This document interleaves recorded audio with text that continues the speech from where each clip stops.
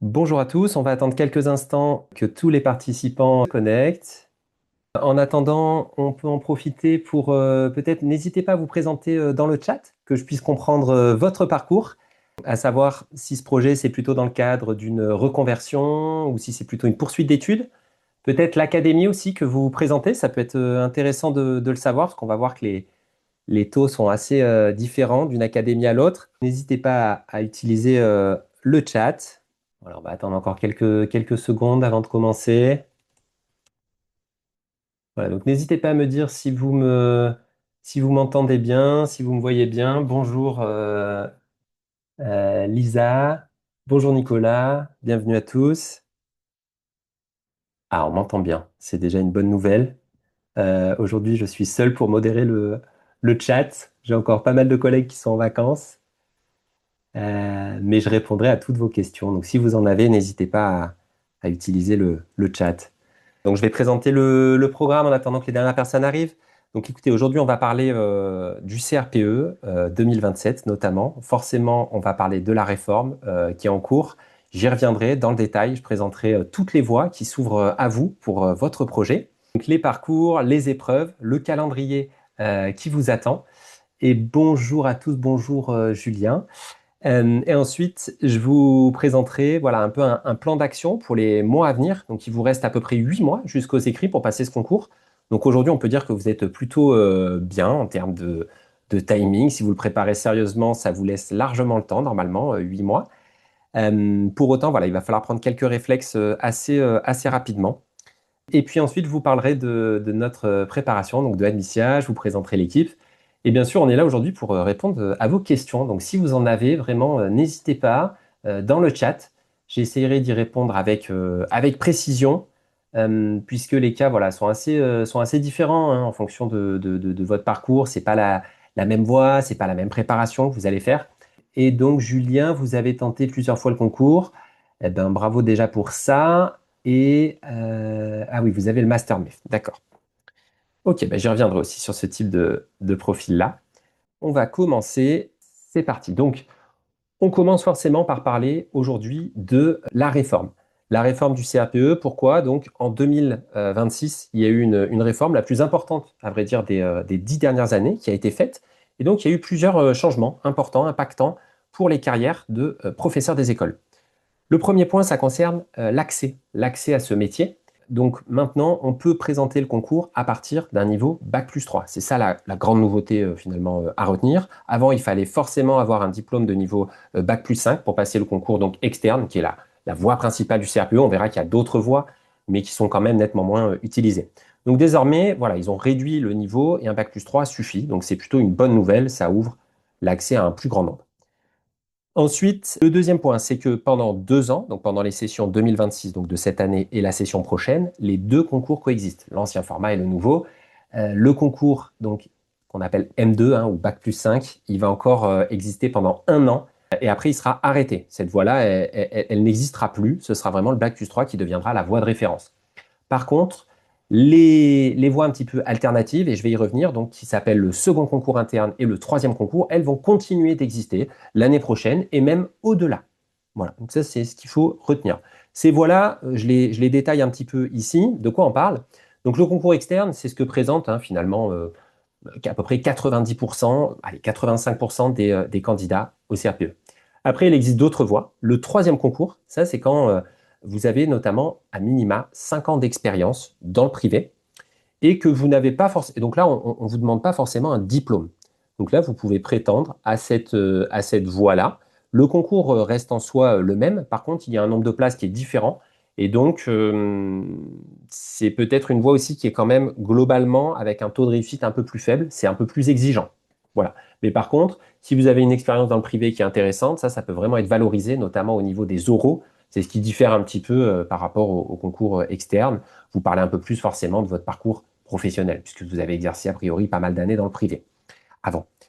Ensuite, il y a le second concours interne qui existe. Ça, c'est quand vous êtes déjà fonctionnaire, que vous avez au moins 3 ans hein, d'ancienneté dans la fonction publique. Là, il existe donc une passerelle pour les agents publics pour pouvoir présenter le concours. Là aussi, il y a un nombre de places qui est différent hein, du concours externe et qui est souvent aussi plus réduit.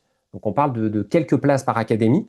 Donc c'est plus exigeant. Donc ça dépend selon vraiment votre profil. Vous êtes potentiellement éligible à plusieurs voies, puisque vous avez peut-être une licence et vous êtes agent public, auquel cas vous pourrez présenter les deux concours, ou choisir. Là aussi, ça dépend un petit peu de votre objectif. Ensuite, il existe aussi le CAFEP. Donc ça, c'est finalement le CAPE pour enseigner dans le privé sous contrat.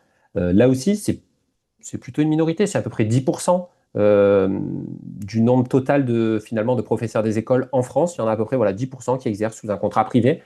Donc là, la voie est différente, mais finalement, c'est le même concours, le même métier.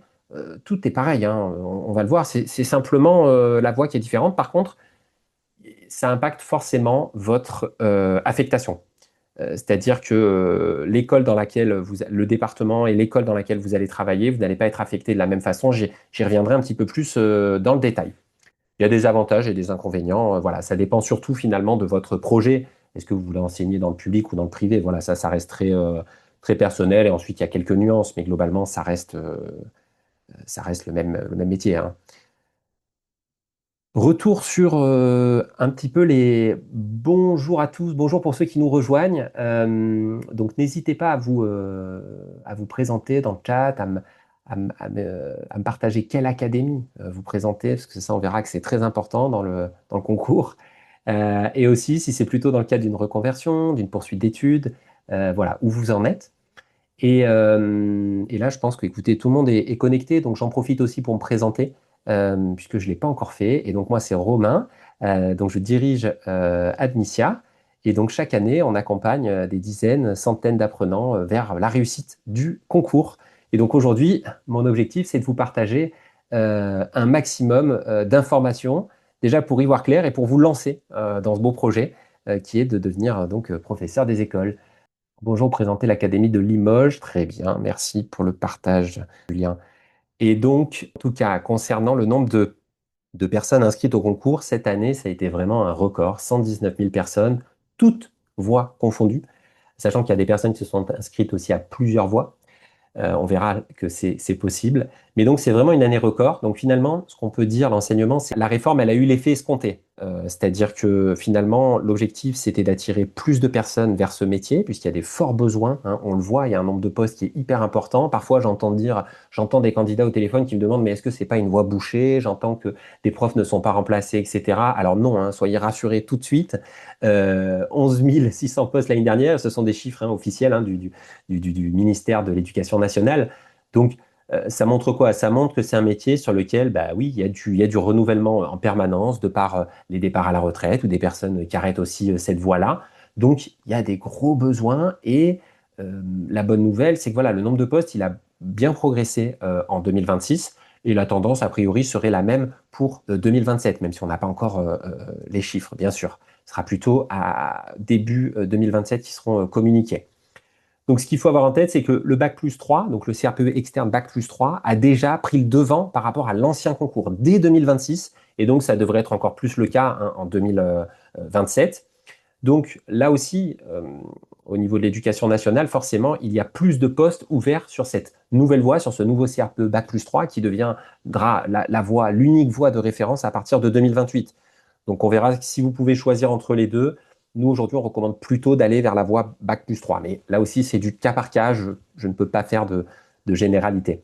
Voilà, donc c'était vraiment un record. C'était plus 65% d'inscrits l'an passé, donc en 2026 par rapport à 2025. Donc c'est vraiment énorme, 120 000.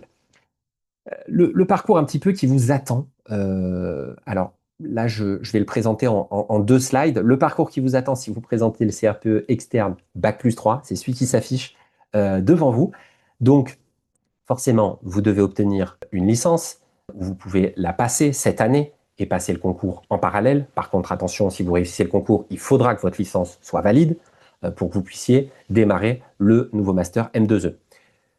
Donc, le parcours qui vous attend, c'est tout simplement de vous inscrire à l'automne sur Cyclades, le site officiel sur lequel vous allez pouvoir vous inscrire au CRPE. C'est de le préparer avec sérieux en 2026, donc et en 2027 jusqu'en avril.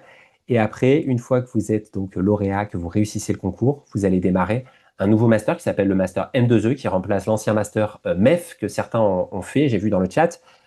C'est un master donc, qui est tout nouveau, mais de ce qu'on a pu voir, qui est très professionnalisant, très orienté sur la pratique.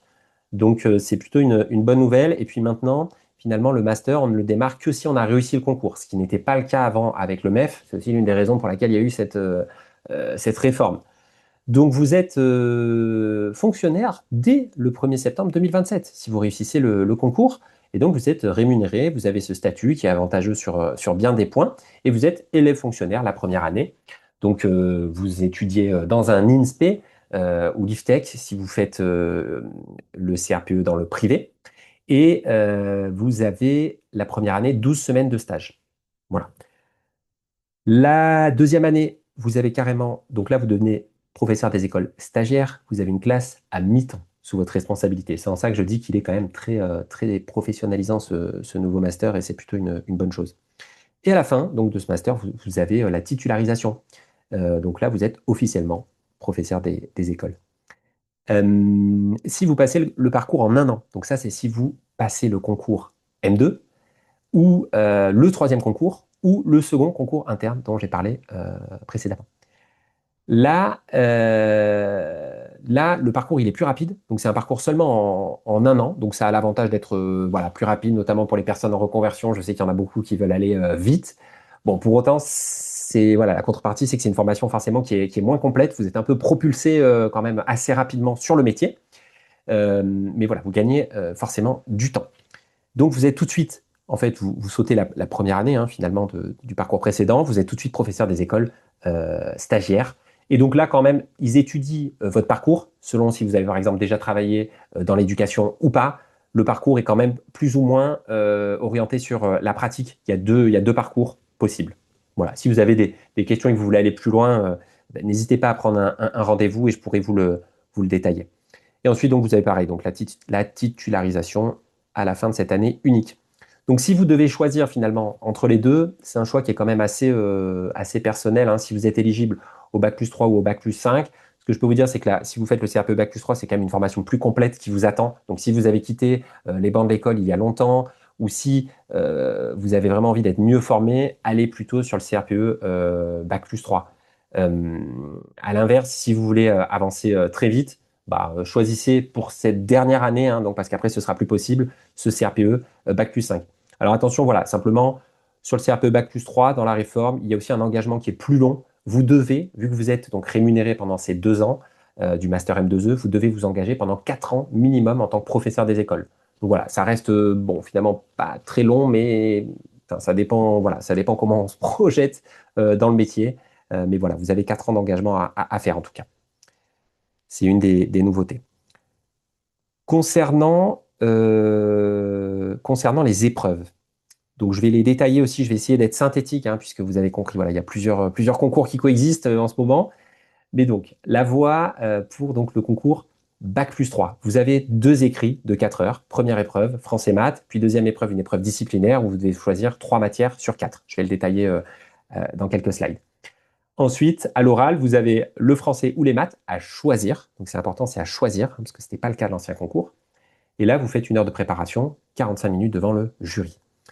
Le concours externe Bac+5, donc l'ancien concours, là vous avez 3 écrits, français, mais de 3 heures, français, maths et une épreuve d'application où il n'y a qu'une seule matière à choisir, hein, parmi donc l'histoire, géographie, éducation civique et morale, la langue vivante étrangère, sciences et technologie aussi, et la quatrième épreuve, elle m'échappe, et art, voilà, selon ce que vous choisissez. Après, également, ce qui diffère, c'est que vous faites une leçon en français et en maths dans la foulée. Alors que pour le nouveau concours, vous devez choisir l'une ou l'autre des matières. Voilà. Par contre, je n'ai pas parlé de l'oral numéro 2. Là, c'est le même, quelle que soit la voie empruntée du concours. Donc, vous avez un oral qui mélange de l'EPS, l'éducation physique et sportive, et un oral d'entretien. Voilà, l'oral qu'on appelle parfois l'oral de motivation. C'est un mix voilà, de ces 2 choses-là, et ça, c'est le même oral, quelle que soit la voie empruntée. Et ensuite, donc, le second concours interne et le troisième concours, eh bien, écoutez, c'est les mêmes épreuves écrites que l'externe Bac+3, à partir, en tout cas, de 2027 et même au-delà, du coup. Par contre, donc c'est un peu un mix des deux, hein, un mix entre le CRPE Bac plus 3 et le CRPE Bac plus 5. Hein. Bon, désolé, c'est complexe, mais ils nous ont pas rendu la tâche facile. Pour l'oral 1, pour le coup, là, c'est l'oral du CRPE Bac plus 5. Voilà. N'hésitez pas si c'est pas clair, je suis désolé, mais c'est vrai que c'est assez complexe le fait qu'il y ait plusieurs formats. Et après, bien sûr, si vous avez des questions sur votre propre parcours, hein, très, très personnel, ben, n'hésitez pas à nous contacter ou à prendre rendez-vous avec l'équipe. Quoi qu'il en soit, à partir de 2028, donc, ce sera donc simplifié, puisque le concours Bac plus 5 disparaît. Voilà les deux seuls concours qu'il existera. Les écrits seront exactement les mêmes pour tout le monde. L'oral numéro 2 sera le même pour tout le monde. Ce qui différera seulement, c'est l'oral numéro 1. Voilà, et encore, bon, il peut y avoir des changements, puisque parfois ils font des ajustements d'une année à l'autre. Donc c'est à suivre. Hein. Voilà, j'ai pas de. Voilà, c'est une prévision, mais à vérifier dans un an. Donc pour revenir à la voie qui devient la voie de référence, donc ce CRPE externe Bac plus 3, dans le détail, hein, voilà les épreuves, je vous les représente. Et ce qui est surtout important, la nouveauté sur cette slide, c'est les coefficients. Ce qu'on voit, c'est que le français en fait et les maths, c'est crucial. C'est les deux tiers de votre note quasiment hein, pour quand on cumule les écrits et les oraux. Donc c'est vraiment clé. C'est vraiment la base. Hein, c'est les deux matières sur lesquelles vous allez passer normalement à peu près les deux tiers de votre préparation. Enfin, c'est notre recommandation, en tout cas. Alors, ça ne veut pas dire pour autant qu'il faut bâcler, par exemple, les autres domaines. Hein. Vous avez maintenant trois matières à choisir parmi quatre, donc c'est très dense. Pour autant, le niveau, il est quand même moins élevé. Le niveau attendu, il est quand même moins élevé qu'avant, hein, forcément. C'est des questions plus rapides, plus simples. Vous devez traiter en 4 heures trois matières, 1h20 à peu près par matière. Donc, on va plus vite, on va plus à l'essentiel, aussi pendant la préparation. Voilà, c'est ce qui diffère par rapport à l'ancien concours. Voilà, un petit focus, une autre façon de voir les coefficients. Hein. Ce que vous voyez, c'est voilà, français maths, c'est la clé de ce concours. Vous êtes obligé de vraiment bien les préparer. Ça, c'est la base. Et pour autant aussi, une des erreurs qui revient souvent, et j'y reviendrai, c'est de préparer les oraux aussi un peu trop tard, de les commencer à partir d'avril, hein, une fois que les écrits approchent. Ça, c'est une grosse erreur parce que ce qu'on voit, c'est qu'ils pèsent autant que les écrits. Et ça se prépare. Là aussi, il y a des nouvelles notions à apprendre et il y a surtout beaucoup de méthodologies à connaître pour les oraux, puisque c'est des épreuves qui sont très. Voilà, vous avez un chronomètre, c'est très timé, c'est très court. Vous devez savoir vous présenter en 1 à 2 minutes maximum, etc. Donc, tout ça, ça se prépare. Et nous, voilà, par exemple, chez Admicia, on recommande de préparer les oraux dès fin octobre, début novembre. C'est plutôt bien. Voilà, c'est plutôt là qu'on demande. Donc, vous voyez, c'est quasiment, enfin, c'est 6 mois avant, hein, en fait. Donc, voilà, à bien prendre en compte. Alors, un moment, je vais m'arrêter quelques instants pour répondre aux diverses questions. Donc, n'hésitez pas à les poser dans le chat. Eh bien, voilà, par exemple, là, vous pouvez me partager un peu quelle est l'épreuve que vous redoutez ou pas. Mais est-ce que voilà, il y a une épreuve en particulier sur lesquelles vous avez envie que peut-être j'insiste aujourd'hui et que vous redoutez, voilà, souvent. Bon, on a quand même les mathématiques qui reviennent. C'est un peu la bête noire du CAPE. Pour autant, il faut savoir que ça se prépare très bien. Je ne l'ai pas reprécisé, mais donc le niveau du CRPE qui est attendu pour toutes les épreuves, quelle que soit la matière, c'est le niveau du cycle 4. Donc c'est le niveau collège, cinquième, quatrième, troisième. Donc en fait, quel que soit le moment où vous êtes arrêté au niveau des études, normalement, ça reste accessible à tous. Euh, et donc, avec une bonne préparation et en y consacrant le temps qu'il faut, tout le monde est quand même en capacité d'aller décrocher une très bonne note dans l'ensemble des matières. Ça reste un niveau, vous voyez, pour l'ancien concours M2, ça peut aller jusqu'à des notions de début lycée, donc c'est un petit peu plus dur, mais pour le CRPE Bac plus 3, vraiment, c'est tout à fait accessible. Donc, même si c'était moins votre fort à l'époque, les maths, normalement, ça reste faisable. Alors, je vais faire un petit point simplement sur les questions en cours. Euh, sur les parcours, je vois que certains ont déjà passé le concours, donc c'est une bonne chose. Au moins, vous savez un petit peu ce qui vous attend. N'hésitez pas, ça c'est une des recommandations, on y reviendra vite, mais à regarder très vite lors de votre préparation les annales des éditions précédentes. Elles sont disponibles hein, sur notre site ou sur les sites tels que Devenir enseignant. .gouv.fr, pardon. Et n'hésitez pas à aller voir pour tout de suite comprendre, OK, mais qu'est-ce qui va m'être demandé concrètement le jour du concours? Ça vous permet tout de suite de vous projeter et de comprendre ce qu'est le CRPE. Donc Audrey, bonjour. Vous souhaitez vous reconvertir dans l'Académie de Marseille. Vous aviez présenté le CRPE cette année. Très bien. Et vous n'avez pas réussi les oraux. Alors oui, bien sûr. Les oraux, c'est peut-être la partie la plus difficile à préparer seul. Nous, on accompagne aussi beaucoup de candidats uniquement sur les oraux qui nous contactent. Alors, il ne faut pas nous contacter trop tard, hein, c'est toujours pareil, c'est ce que je recommande, plutôt en fin d'année ou en voilà, début 2027. Mais là, il y a vraiment une méthode et qu'on ne trouve pas forcément dans tout ce qui est anal si vous vous êtes préparé seul. Les écrits, c'est quand même plus accessible, même si c'est très dense. Mais les oraux, il y a vraiment une méthodologie. Donc, je ne suis pas surpris. Et l'Académie de Montpellier, pour Maria, bonjour. Vous êtes contractuel depuis 3 ans. OK, ben donc vous allez présenter, donc oui, la seconde voie, le second concours interne, tout à fait. Vous n'avez pas eu les écrits. Et oui, donc c'est un concours sur lequel il y a, c'est ce que je disais en introduction, hein, plutôt, il y a moins de place tout de même hein, sur cette voie. Elle est assez exigeante. Donc là aussi, à voir. Peut-être que vous êtes éligible à d'autres voies. Donc pourquoi pas tenter ça si vous avez par exemple un diplôme Bac+3.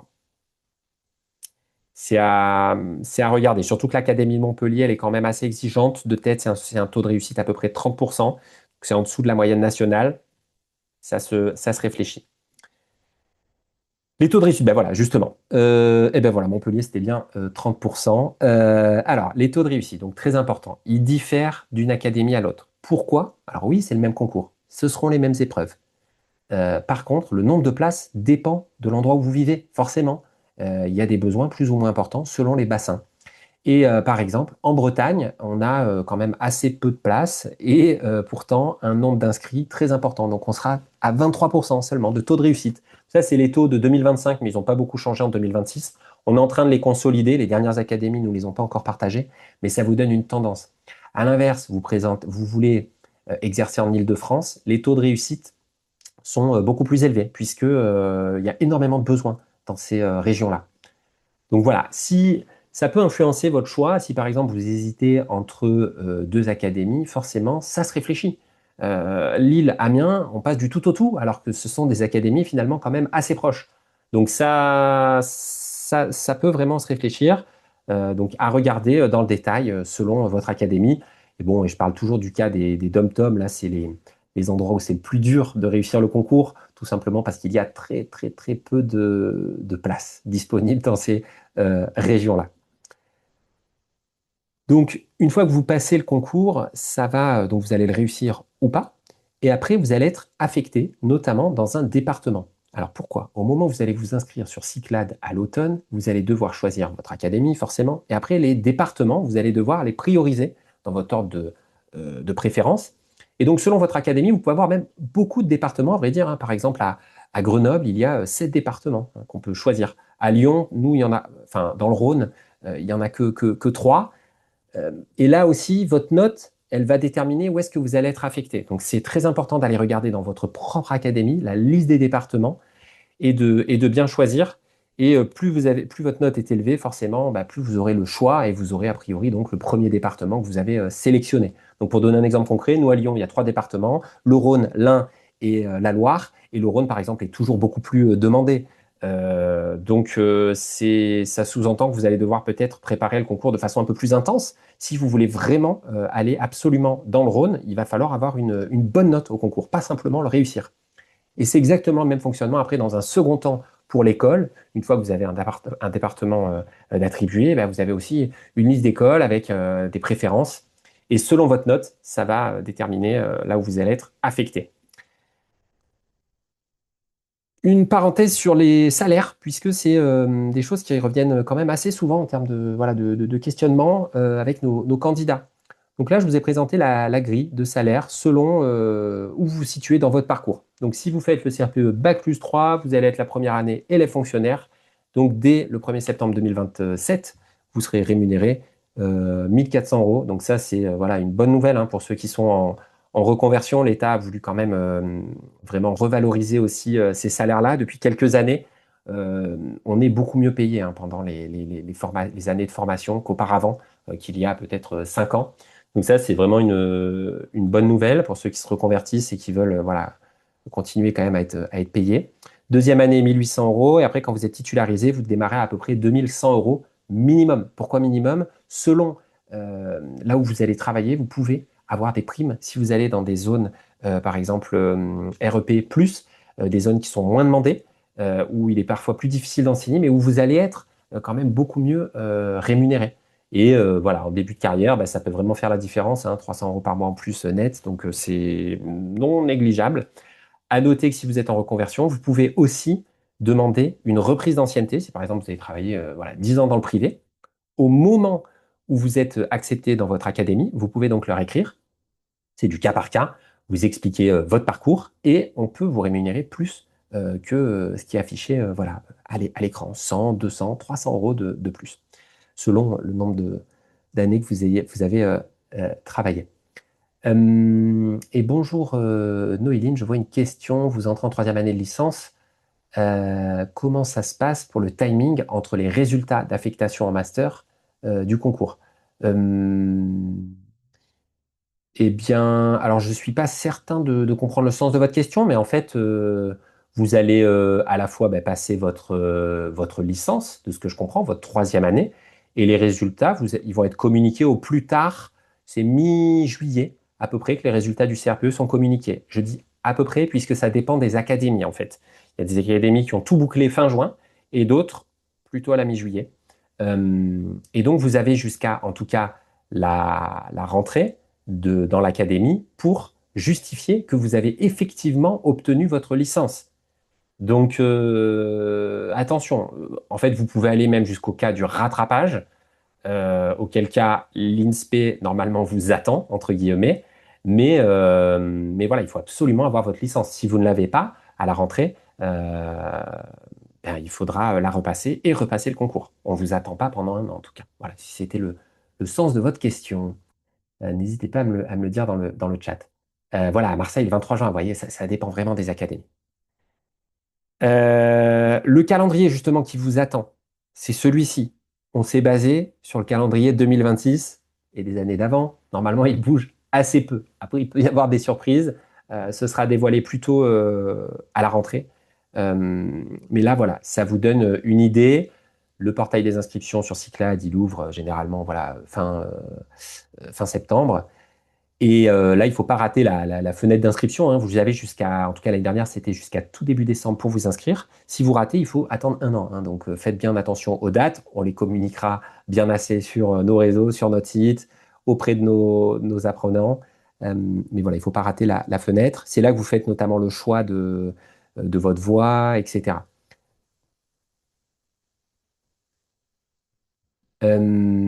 Les épreuves écrites, du coup, elles sont fin mars, début avril. A priori, ça bougera pas.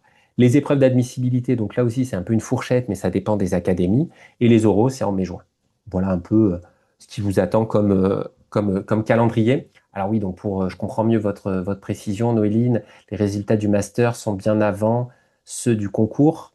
Mais si on n'est pas affecté dans les mêmes départements, que se passe-t-il? Je suis de Montpellier. Alors là, ça devient un cas très, très, très spécifique. La meilleure chose, ça reste quand même d'écrire à votre INSPE dans ce cas ou au centre d'examen. Eux, ils sauront vous apporter la réponse. Mais dans tous les cas, si vous êtes lauréat du concours, enfin, ils sont quand même plutôt arrangeants. Vous trouverez une solution. Mais,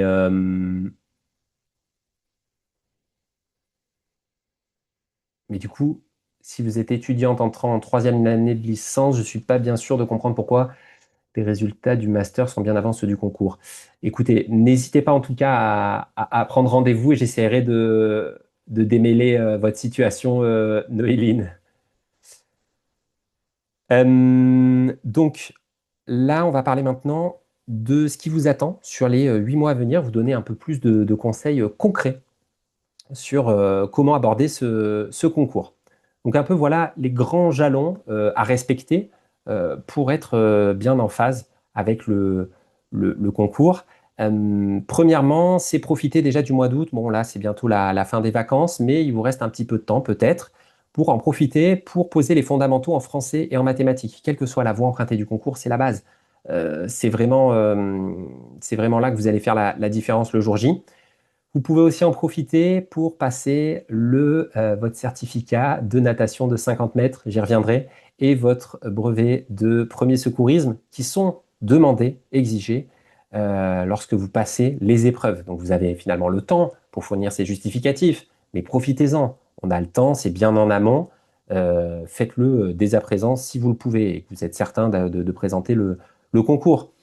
Regardez des sujets zéro, des annales, des concours des années précédentes. Ça aussi, c'est une très bonne base pour se mettre dedans et comprendre, voilà, comprendre qu'est-ce qui est vraiment attendu. Beaucoup le font, mais en fait, très très tard. C'est-à-dire qu'ils démarrent même une préparation, ils font tête baissée, mais finalement n'ont jamais vu qu'est-ce qui est vraiment attendu le jour J. Donc c'est vraiment dommage, faites ça plutôt en premier. Donc de septembre à novembre, on vous conseille d'être quand même concentré sur plutôt les épreuves écrites, pour le coup, et donc de aussi travailler les épreuves donc disciplinaires, donc l'histoire, l'art, sciences et technologies, etc.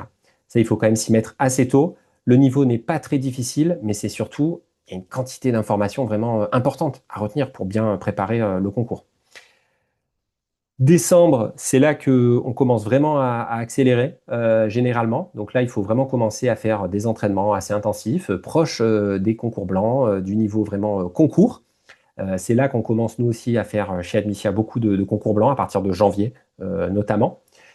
Et après, bah, forcément, voilà, de mars à avril, là, c'est des mois qui sont souvent très intenses. Donc, en fait, il faut l'anticiper. Il faut juste se dire qu'à ces moments-là, il faut plus prévoir de congés, il faut plus prévoir. Il va falloir vraiment que vous soyez concentré sur ça, que vous mettiez, voilà, votre vie. Peut-être si vous avez une vie personnelle déjà bien remplie, bah, prévoir beaucoup de temps pour ça. C'est indispensable. La dernière ligne droite, c'est quand même clé également. Et les erreurs vraiment à éviter et qu'on voit assez souvent, voilà, c'est de se dire, bon, ben, je m'y mettrai à la rentrée, plutôt à partir de début octobre, etc. Il est jamais trop tôt pour démarrer. Si vous avez du temps, profitez-en. Nous, on a des personnes qui ont commencé à réviser le concours. Les premiers inscrits se sont inscrits en avril chez nous. Donc, ils sont plutôt, eux, en avance, si je puis dire. Là, vous êtes bien en termes de timing. On est fin août, c'est le bon moment. Mais là aussi, ça dépend de combien de temps vous allez pouvoir y consacrer par semaine.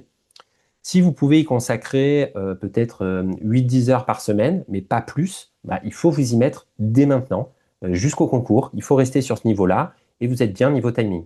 Par contre, si vous pouvez y consacrer 25 heures par semaine, là, vous pouvez démarrer finalement peut-être plus tard votre préparation. Oui, pourquoi pas la démarrer en octobre, novembre, mais ce sera plus intense. Donc nous, c'est pour ça qu'on recommande toujours, si vous pouvez démarrer maintenant, il vaut mieux étaler dans le temps, vous allez mieux retenir les matières, donc vraiment, c'est mieux. Pour répondre à votre question, Maria, les annales, elles sont disponibles sur notre site. Vous allez donc sur admissia.fr et vous cherchez dans le menu principal en haut et vous avez un lien direct qui vous emmène. Vous avez toutes les annales, notamment de 2026, de 2025, les sujets zéro, tout est disponible. Après, donc ce sont les mêmes que ceux qui sont fournis sur devenirenseignant.gouv.fr, qui est la source officielle. Négliger les oraux, c'est ce que je disais. Beaucoup de candidats, malheureusement, bah, n'ont pas déjà conscience que les oraux, c'est la moitié de la note de ce concours. Donc ça, c'est énorme. Et donc, il faut s'y prendre vraiment au plus tard. Il faut démarrer à partir de janvier. Mais même nous, on commence avant. On vous demande plutôt de commencer à partir de novembre. Voilà, beaucoup de candidats, malheureusement, attendent finalement mettre toute leur énergie sur les écrits, hein, et instinctivement, on peut les comprendre. Mais non, il faut démarrer avant parce que si vous réussissez les écrits, même si vous avez une super note aux écrits, bah, ça pourra ne pas suffire finalement pour réussir les oraux. Donc, démarrer tôt, vraiment, c'est un conseil simple, mais clé de chez clé. Ah oui, et ne pas oublier donc l'administratif. Tous les ans, on a des candidats qui s'y prennent en avril pour fournir ces deux certificats. Bon, c'est dommage, faites-le maintenant si vous avez le temps. Vous appelez votre piscine municipale, ils ont l'habitude, hein, il suffit de savoir nager, de faire un aller-retour dans votre piscine et vous avez cette certification. C'est même pas une heure. Donc, ce que vous pouvez faire dès maintenant, voilà, j'ai repartagé bah, justement le lien pour les annales, donc annales CRPE, sur notre site et aussi réfléchir, donc le point numéro 3, aux décisions importantes qu'il va falloir prendre pendant les inscriptions. Donc les inscriptions qui sont à l'automne. Donc ça arrive, c'est demain, hein. Ça, il faut y réfléchir dès à présent. Les voici, les choix que vous allez devoir faire à l'automne sur Cyclade, le portail officiel où vous allez vous inscrire pour le concours. Vous allez devoir choisir la voie, donc le CRPE externe, troisième voie, enfin le troisième concours, pardon, le second concours interne. Donc ça, normalement, vous y voyez clair quand même assez vite, sachant que vous pouvez présenter deux concours. C'est possible, puisqu'ils ne tombent pas aux mêmes dates, notamment le CRPE externe Bac+3 et le CRPE externe M2 ne sont pas aux mêmes dates. Donc vous pouvez présenter les deux. Attention, cependant, beaucoup l'ont fait cette année. Les épreuves, quand même, il y a un noyau commun, c'est vrai. La majorité, c'est en commun. Mais il y a quand même des différences et donc ça ne se prépare pas de la même façon. On a eu beaucoup de candidats qui, avec du recul, nous ont dit qu'ils se sont un petit peu dispersés et qui finalement avaient un peu tout préparé à moitié plutôt que de préparer une voie à fond. Donc, honnêtement, si vous pouvez en choisir qu'une, selon ce que vous souhaitez vraiment en termes de parcours, eh ben, c'est encore mieux. Donc le cadre, vous allez devoir le choisir ça aussi à l'automne. Est-ce que vous souhaitez exercer dans le public ou dans le privé? Ça a un impact hyper important sur votre carrière, puisqu'après, on ne peut pas passer de l'un à l'autre. Donc c'est maintenant que ça se décide. L'académie, bien sûr, à laquelle vous souhaitez présenter le concours. Et ensuite, selon la voie que vous présentez, il va falloir choisir aussi l'épreuve de l'oral numéro 1. Ça, c'est au moment de l'inscription, c'est pas le jour J. Notamment pour le CRPE externe, donc Bac+3, L3, vous devez choisir français ou maths pour l'épreuve orale numéro 1. Donc là aussi, on vous conseille quand même d'avoir regardé les deux en amont. Nous, chez Admitia, par exemple, on ouvre l'accès aux deux. Comme ça, vous pouvez au moins faire les premiers modules, regarder les matières un petit peu dans le détail, ce qui est attendu, et choisir en connaissance de cause. Donc ça, c'est à choisir. Par contre, effectivement, pour les écrits numéro 2, pour le CRPE Bac+3, quand vous devez choisir entre histoire, art, sciences et techno, langue vivante étrangère, vous devez en choisir 3 sur 4. Ça, c'est le jour J. Ça, vous pouvez prendre un peu plus de temps pour vous décider. Mais là aussi, plus tôt c'est décidé, mieux c'est pour vous, puisque ça veut dire que vous allez exclure une matière de votre préparation. Et c'est franchement tant mieux. Alors, certains candidats qui s'y prennent très très tôt décident de réviser les 4 matières pour pouvoir se laisser le choix le jour J. C'est une stratégie. Mais attention, une matière en plus, c'est lourd. Choisissez selon aussi votre appétence. Si vous me dites que l'art, bon, c'est un sujet qui ne vous passionne pas et c'est votre bête noire, ou bon, bah, excluez-le, par exemple. Voilà, recentrez-vous sur les 3 autres. Une question de Emma, quelle est la différence d'exercer dans une école privée ou publique? C'est le même métier, finalement. Simplement, ce qui diffère, donc le privé, c'est à peu près 10% des postes d'enseignants en primaire en France, contre 90% pour le public. Donc, vous avez quand même nettement plus de place dans le public. C'est un concours qui est plus dur à avoir, le privé, à peu près 2 fois plus dur à avoir, hein. Vous avez un taux de réussite d'à peu près 6% l'année dernière contre 12% au global, hein, donc là, c'est le taux nombre de places sur nombre d'inscrits au total. Donc, après, ce qui diffère, non, c'est plus qu'il faut adhérer au projet de l'école, mais ça reste quand même fondamentalement le même métier, hein. C'est plus en fonction de la géographie aussi, selon où vous souhaitez enseigner. Si vous souhaitez enseigner dans une école très précise, il est beaucoup plus simple de postuler dans le privé à une école en particulier, alors que dans le public, c'est vraiment des lots beaucoup plus importants et donc c'est un peu plus aléatoire. Quand vous souhaitez travailler dans une école privée, vous candidatez en fait. C'est un peu plus comme une recherche d'emploi dans le privé. Vous candidatez, vous rencontrez le directeur d'établissement et vous êtes accepté ou pas. Donc c'est surtout la manière dont vous rentrez dans l'établissement. Après, l'enseignement et le programme sont vraiment les mêmes. Souvent, il y a une dimension religieuse dans ces établissements. Pour autant, il ne faut pas forcément être croyant. Il y a beaucoup d'établissements qui sont catholiques, mais si vous n'êtes pas croyant, ce n'est pas du tout rédhibitoire, hein, attention. Il faut simplement adhérer au projet, à l'idée voilà, de l'école, mais c'est tout, hein, ça s'arrête là. Alors, je finis juste sur la question donc, de Maria. Est-ce que c'est confirmé à 100% qu'en 2027, la partie écrite sera la même pour deuxième voie et Bac+3? Cette année, c'était comme Bac+5. Oui, ça a été confirmé dans un décret qui est sorti fin juin, pour être précis, qui est disponible sur les sites officiels, mais ça n'est pas encore paru au journal officiel, effectivement, mais normalement, voilà, c'est sûr à 90%. Après, on ne sait jamais ce qu'ils peuvent faire, mais normalement, ça va être le cas. Je vous confirme, c'est un petit ajustement qu'ils ont fait cette année, mais normalement, ce sera bien le cas. Donc, si vous présentez ça, là, le concours interne, il me semble, Maria, oui, vous allez devoir notamment présenter 3 épreuves disciplinaires sur 4. Enfin, vous allez devoir choisir. Voilà. Donc oui, c'est une nouveauté pour vous. Les fondamentaux qui rapportent partout, oui. Donc là, c'est un peu, bon, c'est quelques premières clés, hein. Concentrez-vous sur les maths et le français, en tout cas en début de préparation. C'est la base, ne vous dispersez pas sur le reste. Et voilà les choses qui reviennent. Donc c'est ce que je vous disais, c'est le programme du collège, avec des choses finalement tout à fait accessibles normalement, même si ça remonte à loin. Mais voilà, choisissez notamment la matière Alors n'allez pas, hein, c'est un peu contre-intuitif, mais n'allez pas sur la matière que vous connaissez bien, allez sur celle qui pose vraiment des difficultés. Donc si c'est plutôt les maths, eh bien, allez-y, même si ce sera plus difficile. Et là, vous pouvez vous entraîner à partir des annales, soit du CRPE, soit du brevet, hein, aussi du collège. Ça, il y a beaucoup d'annales et de corrigés qui sont disponibles. Donc n'hésitez pas, c'est le même programme. Et après, nous, on recommande quelques ouvrages. Césamat, en maths, qui est très bien fait, hein, c'est un peu vraiment la référence, hein, auprès des profs du collège. Donc vous avez un livre par niveau, Césamat, par exemple, cinquième, quatrième, troisième. Et donc vous démarrez par le programme peut-être de cinquième, hein, c'est le plus logique, c'est le plus simple.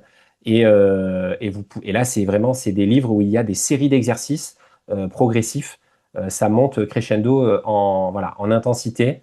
Et ça peut être une bonne entrée en matière si vous ne voulez pas tout de suite démarrer par des annales du CRPE.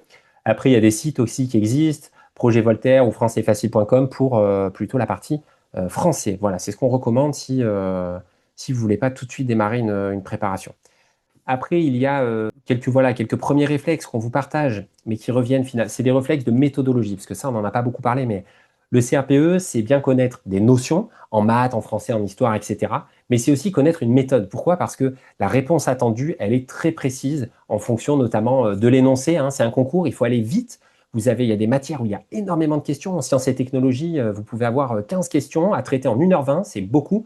Donc, il faut aller très vite et être très précis en fonction de la consigne. Donc, quand on vous dit lire effectivement toute la consigne et repérer les mots directeurs, c'est quoi par exemple? En français, quand on vous dit relever, analyser ou commenter, c'est un verbe qui a toute son importance dans la consigne. Pourquoi? Parce que relever, ça veut dire finalement citer sans commenter, alors qu'à l'inverse, quand on vous demande de commenter, il va falloir peut-être interpréter l'effet produit par ce texte. Donc, vous voyez, chaque mot a son importance et il faut aller très vite le jour des écrits. Et aussi, bon, c'est valable pour les oraux d'ailleurs. Mais voilà, pareil, justifier chaque étape et conclure par une phrase, jamais par un résultat brut. Alors oui, en maths, on peut avoir tendance à on nous demande un calcul relativement simple, donc on pourrait être tenté de finalement mettre la réponse immédiatement. Mais non, au contraire. D'ailleurs, plus c'est simple, plus il faut détailler à la limite.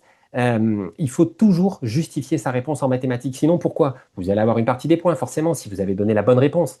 Mais pas tous les points, puisqu'il n'y aura pas le raisonnement, et le prof de maths ne peut pas comprendre d'où vous sortez ce résultat.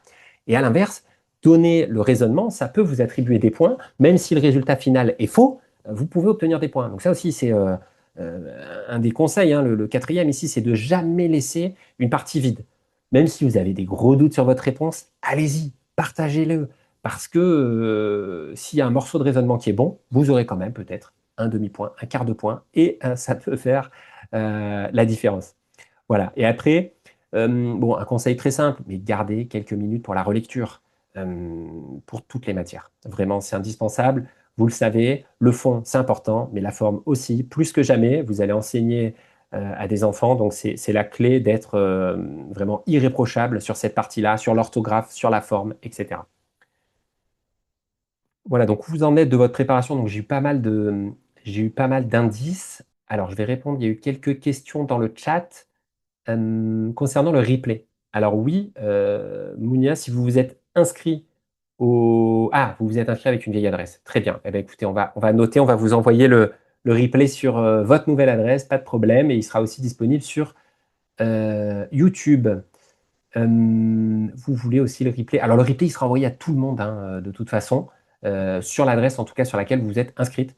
Donc où se joue, voilà, vraiment le concours? J'en parlais un petit peu, mais donc normalement, quel que soit le moment où vous avez arrêté les études, même si c'était il y a très longtemps, le niveau, c'est celui de la cinquième, de la quatrième, pardon, et de la troisième. Donc c'est tout à fait accessible sur l'ensemble des matières.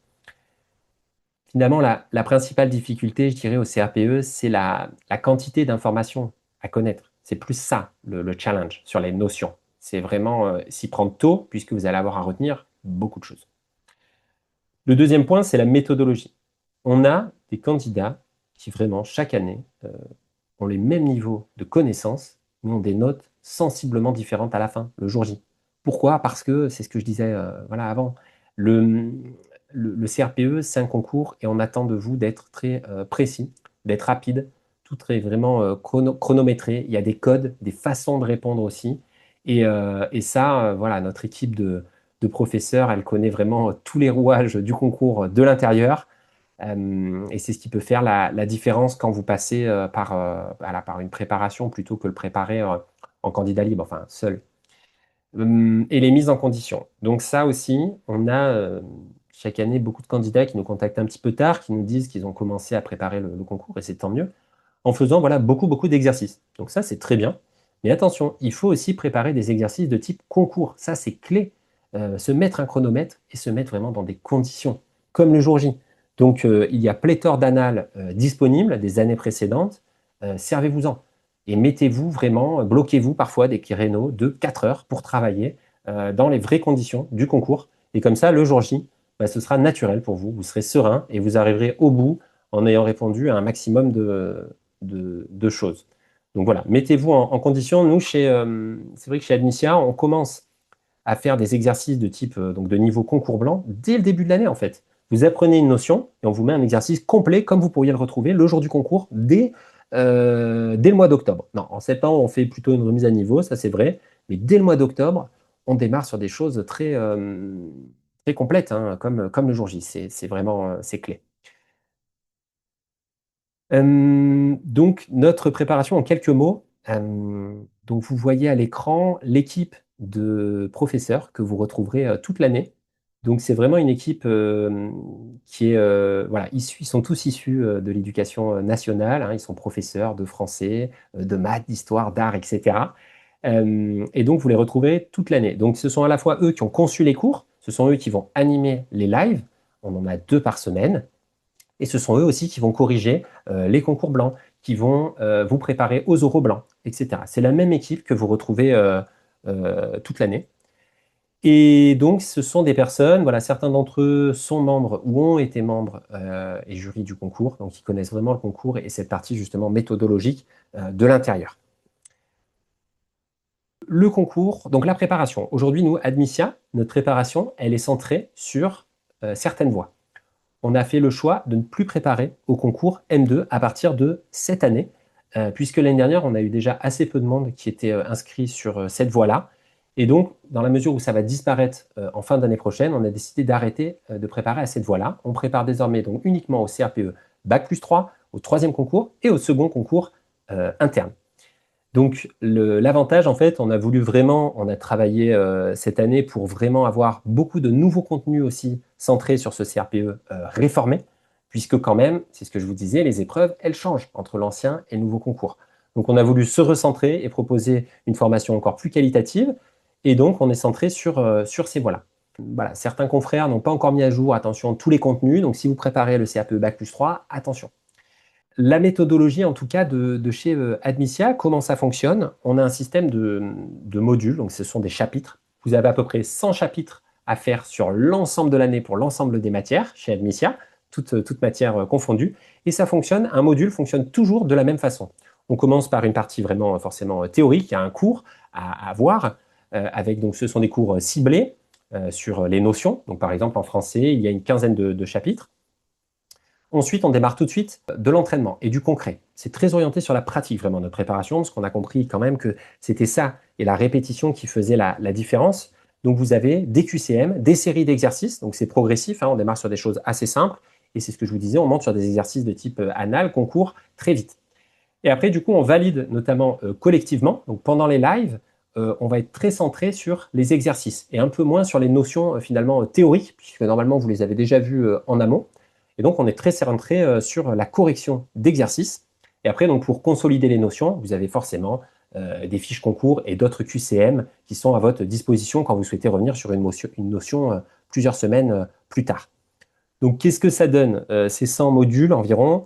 En tout, sur l'année, on considère que voilà, une préparation complète, c'est entre 300 à 500 heures de cours sur l'année. Voilà, c'est une fourchette très large, ça dépend aussi un petit peu d'où vous venez, hein, quel est votre niveau actuel. Les gens qui sont en poursuite d'études, souvent, ça va quand même plus vite que les personnes en reconversion. Il y a une remise à niveau qui est intégrée, nous, dans nos parcours. Donc, on reprend vraiment les bases. Il n'y a pas de prérequis, finalement, pour s'inscrire chez Admicia. C'est une question qui revient souvent. On repart tous, parce que ça remonte quand même toujours assez loin, hein, le niveau collège, quel que soit votre parcours. Donc, on reprend les bases, quoi qu'il arrive. Et donc, on se retrouve en live 2 fois par semaine. Donc, cette année, chez nous, la rentrée, elle est le 8 septembre. On reprendra avec Claire sur le français. et dès le jeudi avec les mathématiques. Et donc, pendant ces lives, comment ça fonctionne un live? Donc, la première partie du live, on voit des notions un petit peu théoriques si vous avez des questions. Donc, on démarre toujours par un temps de questions-réponses. Ça, c'est la base sur des notions que vous auriez vues, sur des interrogations que vous avez et qui nécessitaient voilà, d'échanger de vive voix. Et ensuite, on fait de la correction d'exercices. Donc, c'est une série d'exercices qu'on vous aura demandé idéalement de préparer en amont si possible, et donc on les corrige ensemble. Bien sûr, si vous n'êtes pas disponible au live, tout est disponible en replay. C'est-à-dire que le cours a lieu, par exemple, voilà, un mardi soir à 20h, eh bien, il est disponible dès la fin du live en replay sur la plateforme. Voilà. Donc, il n'y a pas de souci, si vous n'êtes pas disponible, vous pouvez quand même travailler très vite.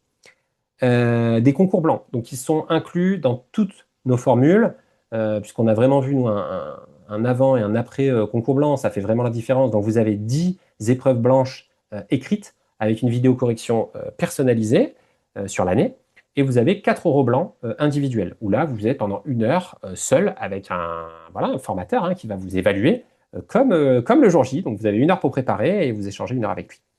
Voilà, et après, vous avez un suivi, du coup, forcément, toute l'année avec l'équipe. Moi, vous me voyez aujourd'hui, mais ensuite, ce sont vraiment les professeurs avec qui vous allez échanger au quotidien.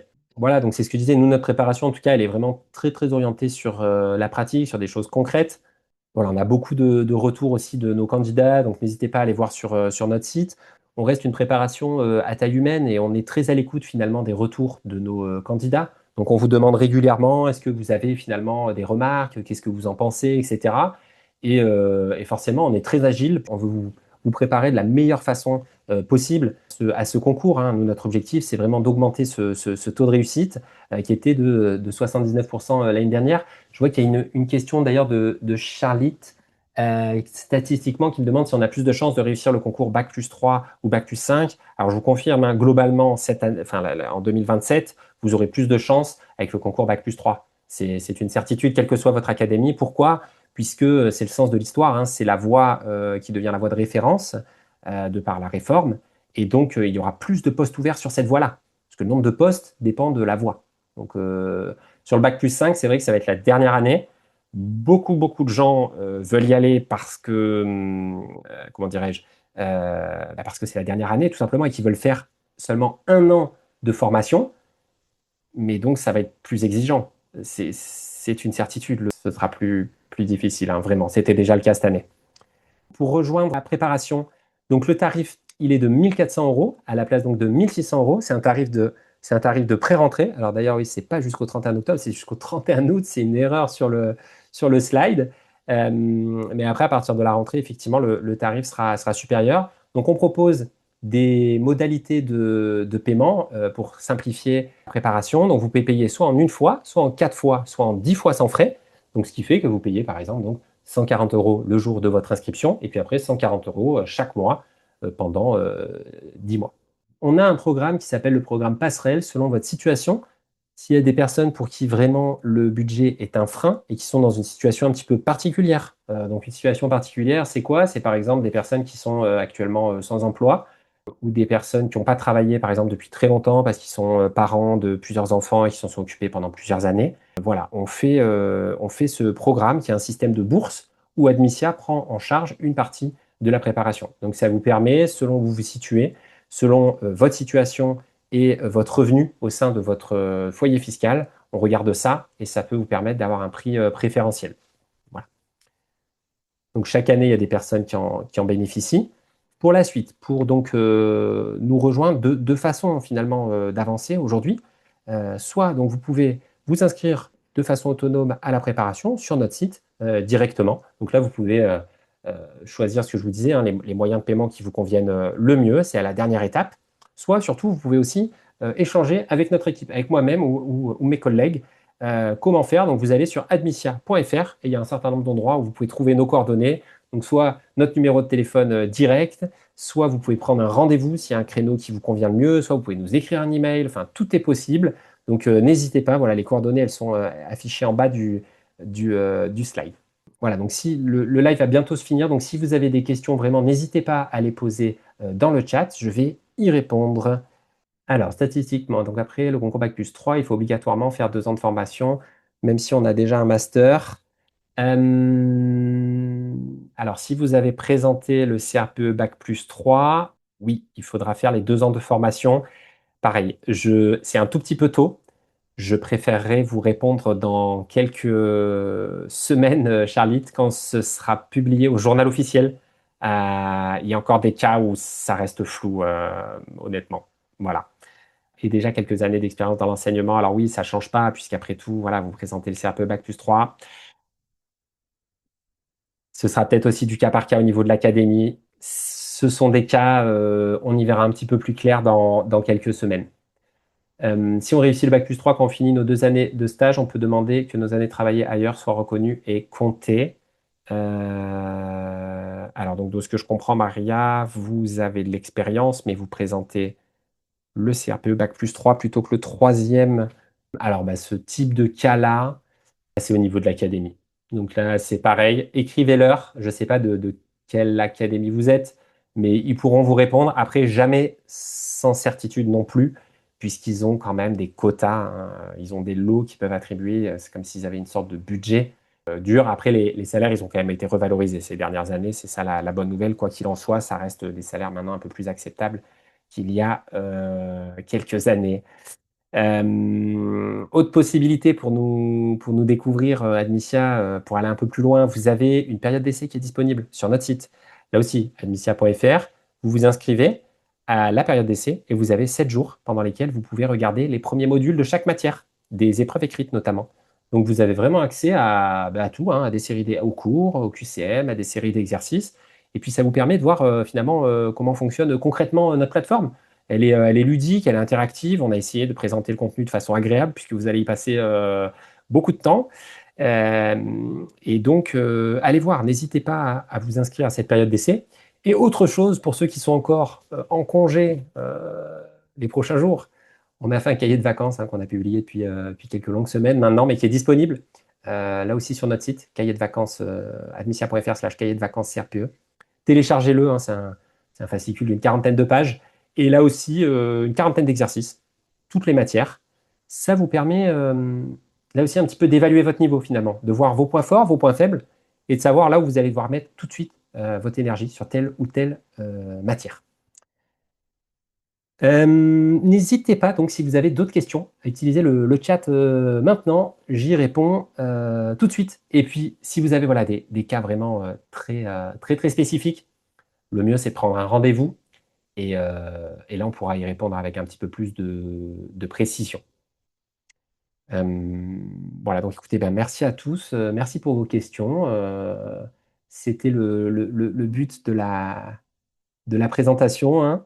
Euh, bah, écoutez, merci, merci Audrey pour votre participation. Merci à tous. Et puis voilà, donc n'hésitez pas à avancer voilà, assez rapidement, hein. C'est ce que je vous disais, il n'est jamais trop tôt pour démarrer ce concours qui est dense, qui est exigeant. Donc allez-y, n'attendez pas. Là, vous êtes plutôt bien en termes de timing, de planning. Donc allez-y. Et j'espère avoir vraiment répondu à toutes les questions. Il y en avait au tout début, peut-être un petit peu spécifique auquel je n'ai pas répondu. Et je m'en excuse, personne pour modérer le chat aujourd'hui, mais n'hésitez pas à nous contacter. Voilà, je vous souhaite une bonne fin d'été et une bonne préparation pour ceux qui se lancent. Bravo pour ce beau projet. Et puis, j'espère avoir très vite de vos nouvelles. Je me permettrai d'appeler voilà, certains d'entre vous cet après-midi, ceux qui ont participé en tout cas au live pour échanger. Merci beaucoup et bonne journée. À bientôt.